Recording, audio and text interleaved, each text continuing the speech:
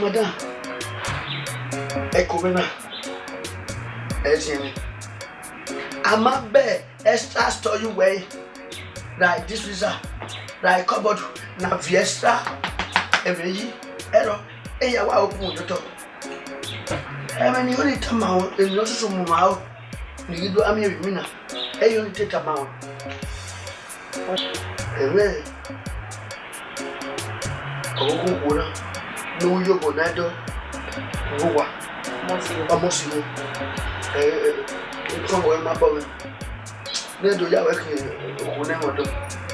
Wo yo ga mi amen. Me no ya ngbe o kan ni keke la fi da lo saye pe. O kian pe da me to be me iwe mi o pe. Da awolo teme ya ga na. Imo ebu mi awe eto teme ne do aso agbe ara yun. O kan ni akan pe dai e mi no yo